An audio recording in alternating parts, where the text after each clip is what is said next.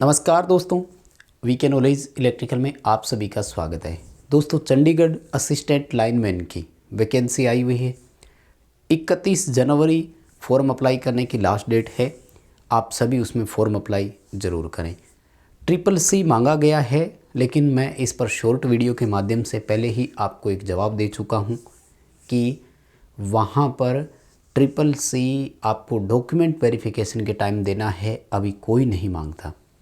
CCC online होती है, हर 2 महीने में इसके एग्ज़ाम होते हैं। आप यदि आज CCC के लिए अप्लाई करते हैं तो नेक्स्ट 2 महीने में CCC भी आपका हो जाएगा। कुछ बच्चे कमेंट्स कर रहे थे कि गलत इन्फॉर्मेशन मत दो, तो मैं बता दूं मेरे दोस्त, आप बिल्कुल अपरिपक्व है और अनमेच्योर है, क्योंकि आपकी थिंकिंग केवल इतनी सी है कि आप ये न्यूज़ सब तक क्यों पहुंचा रहे हो, इसलिए हमें क्रिटिसाइज़ कर रहे हो। आप ये चाहते हो कि हमने CCC कर रखा है तो केवल हम ही फॉर्म भर पाएँ, कोई और भर ना पाए, जबकि हकीकत कुछ और है।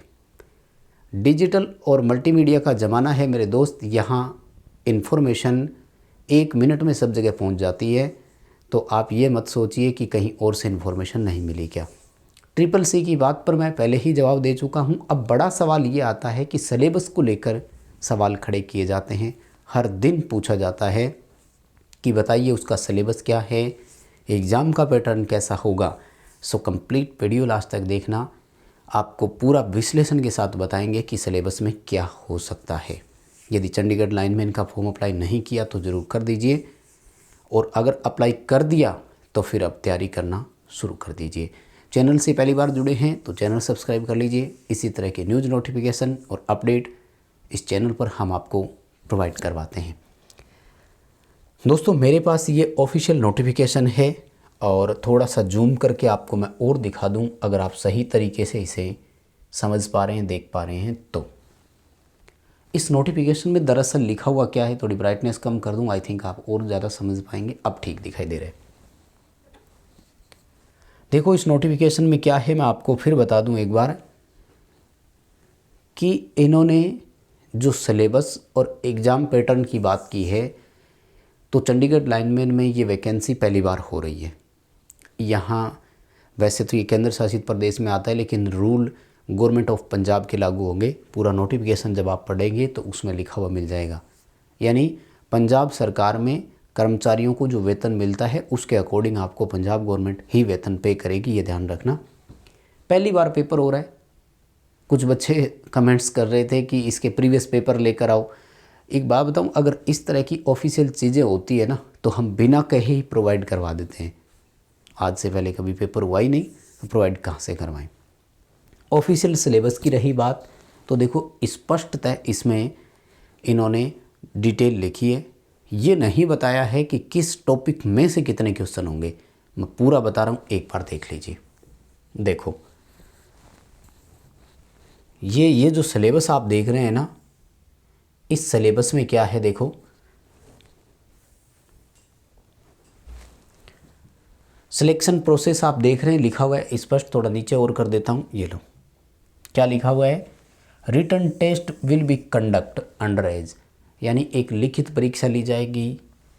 ऑब्जेक्टिव टाइप क्वेश्चन होंगे, रिटन होगा। देखो स्पष्ट मना कर दिया है, CBT नहीं लेंगे। बढ़िया बात है। हैंग होने का, अपने आप कंप्यूटर चल रहे थे, इस तरह के आरोप नहीं लगेंगे, बढ़िया ही बात है। मल्टीपल चॉइस क्वेश्चन यानी ऑब्जेक्टिव टाइप क्वेश्चन होंगे। जब नहीं बताए तो ध्यान रखा करो, 4 ऑप्शन आएंगे, ठीक है। 100 नंबर का होगा। ध्यान से समझते जाना, जो आपका सवाल है उसका भी मैं जवाब दूंगा, जो आप पूछना चाह रहे हैं ना वो बता रहा हूँ मैं, सुनते जाना। 100 नंबर का पेपर होगा। देखो यहाँ ध्यान से, the level of questions will be of ITI standard and there will be no negative marking, यानी क्वेश्चंस का जो लेवल रहेगा वो ITI लेवल का रहेगा। अब देखो यहाँ 2 चीज़ें आती है। एक इन्होंने लिखा है ITI स्टैंडर्ड, तो आप समझ लीजिए कि इसमें टेक्निकल ही होगा, नॉन टेक का कोई पार्ट नहीं होगा। दूसरी बात, ITI लेवल के साथ अगर देखा जाए तो 10th स्टैंडर्ड आपका होता है, क्योंकि 10 प्लस ITI तो क्वालिफिकेशन है। इसलिए ऑटोमेटिक ही 10th स्टैंडर्ड अप्लाई हो सकता है, ये ध्यान रखें।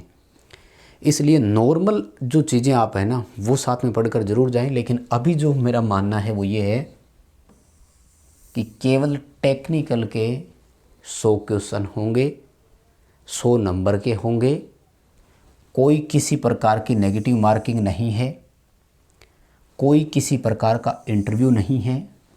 ध्यान रखना, जिन भर्तियों में इंटरव्यू नहीं होता उन्हें सीधी भर्ती कहा जाता है।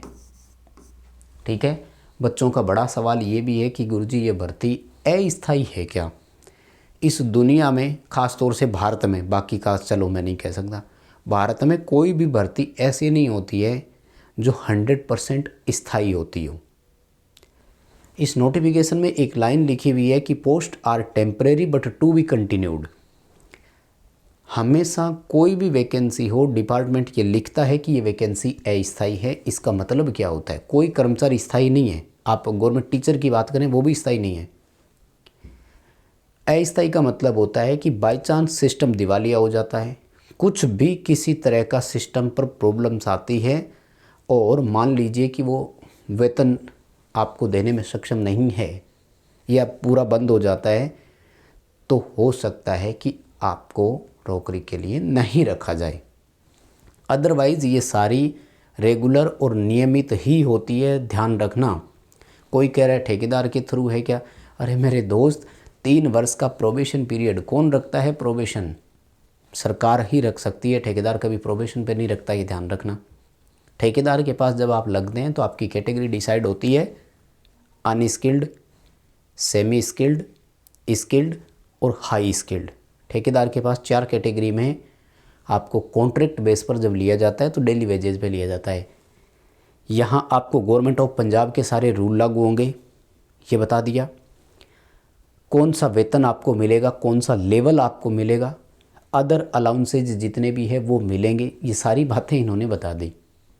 सिलेक्शन के लिए लिखित परीक्षा ले रहे हैं, किस सरकार के अधीन है, आपका कंट्रोलिंग ऑफिसर कौन होगा, ये सारी बातें बताइए। तो ये भर्ती पूर्णतया रेगुलर भर्ती है, स्थायी कोई भी नहीं होती है। सारी वैकेंसी अस्थायी है। आप राजस्थान में टेक्निकल हेल्पर लगे हो, वो भी अस्थायी है, लिखा हुआ आएगा, उसमें भी देख लेना। पर घबराना नहीं है इन चीज़ों से। पोस्ट रेगुलर है, भर्ती सारी अस्थायी ही होती है, कोई भी भर्ती स्थायी नहीं होती है, ये ध्यान रखना।